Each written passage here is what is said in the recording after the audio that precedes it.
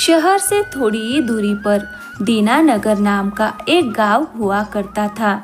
उस गांव में मोहन नाम का एक ग्वाला रहता था, जो रोज शहर में दूध बेचने आता था। मोहन, तुम तो एकदम अच्छा दूध बेचते हो, बिल्कुल ताजा। शहर में तो सब मिलावटी दूध मिलता है और पाउडर मिलाते हैं, लेकिन तुम ही हो जो बिल्कुल शुद्ध दूध देते हो। अरे भाई साहब, मैं तो एक छोटा सा ग्वाला हूँ, ईमानदारी से अपना धंधा करता हूँ, उसी से घर का पेट भरता है। भागलपुर में एक बजरंग डेयरी थी, लेकिन वहाँ सिर्फ मिलावटी और अशुद्ध दूध ही मिलता था।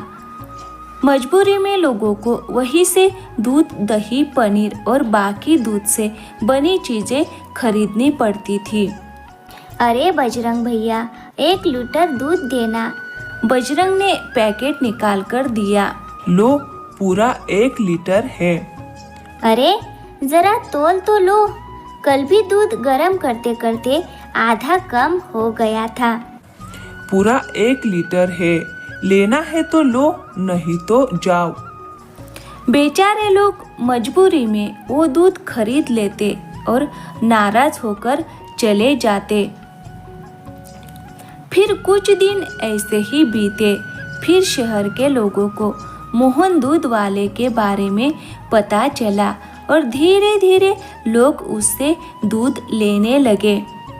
दूध लो दूध। अरे मोहन भाई, जरा रुकना, मुझे भी 1 लीटर चाहिए। वाह मोहन, तुम्हारा दूध तो एकदम ताजा और शुद्ध है। हाजी साहब, अभी अभी भैंस का दूध निकाल कर लाया हूँ। फिर एक और ग्राहक बोली, मोहन भैया, आज मुझे 2 लीटर दूध देना, खीर बनानी है। जी लो, खीर के लिए मैं आपको गाय का दूध दूंगा, दोनों के दाम एक जैसे ही है। फिर धीरे धीरे मोहन दूध वाले की चर्चा पूरे शहर में फैल गई। किसी ने भी बजरंग डेयरी से दूध लेना बंद कर दिया। अरे सुना है, दीनानगर से रोज एक दूध वाला आता है, बहुत अच्छा दूध लाता है। हाँ, अब हमें बजरंग डेयरी से कुछ भी लेने की जरूरत नहीं है। अब बजरंग डेयरी में ग्राहक ना के बराबर रह गए थे। बजरंग को भी मोहन के बारे में पता चला। फिर एक दिन बजरंग ने मोहन को अपने पास बुलाया और कहता है, अरे मोहन, जरा बैठो, तुम्हारे दूध की बहुत तारीफ सुनी है मैंने, जरा मुझे भी 1 लीटर देना। लो जी साहब, ताजा ताजा दूध है। वाह, अरे वाह, बढ़िया है। कितनी भैंसे है तेरे पास? जी हाँ, 4 भैंसे और 3 गायें हैं। ऐसा, बहुत बढ़िया है। फिर तुम ऐसा करो, सारा दूध मुझे ही बेच दो, मैं ज्यादा पैसे दूंगा। नहीं साहब, लोगों का मुझ पर बहुत भरोसा है, मैं वो नहीं तोड़ सकता। फिर बजरंग को बहुत ही गुस्सा आ जाता है। उसने मोहन को अपने पास लाने की बहुत कोशिश की, लेकिन कोई फायदा नहीं हुआ। फिर ऐसे ही दिन गुजरते रहे। फिर एक दिन मोहन जब शहर से दूध बेचकर घर लौट रहा था, तो बजरंग ने उसका पीछा किया और देख लिया कि मोहन कहाँ रहता है। फिर दूसरे दिन सुबह मोहन ने देखा कि उसकी साइकिल के दोनों पहियों की हवा निकली हुई है।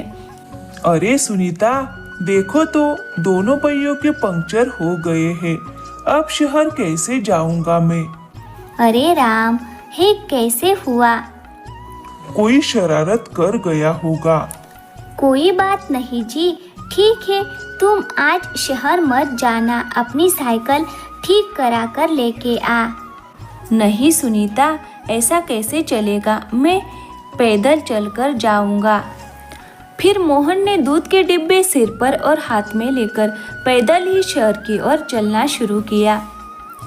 अरे मोहन भाई, आज साइकिल कहाँ है?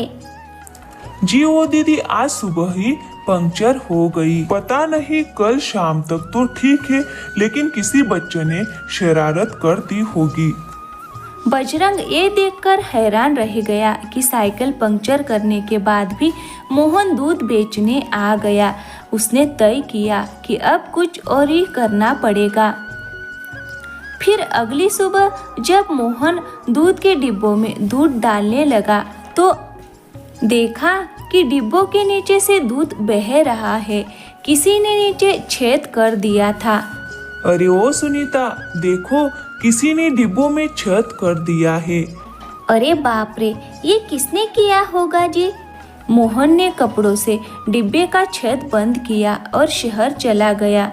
बजरंग ने फिर देखा कि मोहन आ ही गया है तो वो हैरान रह गया। धीरे धीरे शहर के लोगों को शक हो गया कि ये सब बजरंग का ही किया धरा है। फिर उन्होंने मोहन से कहा, मोहन भाई, चिंता मत करो, अब हम सब तुम्हारे साथ हैं। हम उसे जरूर सबक सिखाएंगे। फिर शाम को मोहन साइकिल और दूध के डिब्बे घर के अंदर रखता है। थोड़ी देर बाद बजरंग चुपके से आता है, लेकिन जैसे ही वो कुछ करने की कोशिश करता है, फिर सारे लोग बाहर निकल आते हैं। अच्छा, तो ये सब तू कर रहा था, मिलावटी दूध बेचने वाला। और ईमानदार आदमी का धंधा खराब करने वाला। मारो इसे, खूब मारो इसे, ये दोबारा गलती ना करे।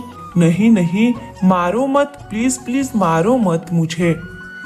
फिर इसे पुलिस को सौंप दो। लोगों ने बजरंग को पुलिस के हवाले कर दिया। मोहन फिर से शांति से शहर में दूध बेचने लगा और कुछ सालों में उसने अपनी खुद की डेयरी खोल ली। अब वो अपने परिवार के साथ खुशी खुशी रहने लगा।